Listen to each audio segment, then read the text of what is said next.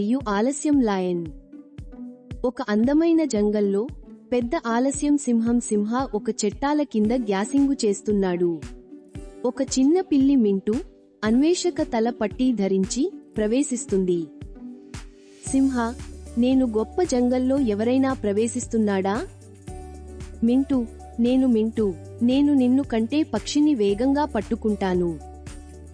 సింహ నవ్వుతుంది మరియు అంగీకరిస్తుంది. సింహ పరుగెత్తుతాడు, కానీ ఒక తీగపై పడుతుంది. మింటూ ఒక తెలివైన మాయతో పక్షిని పట్టుకుంటాడు. సింహ, నేను నమ్మలేను, మీరు నన్ను కంటే తెలివిగా ఉన్నారు.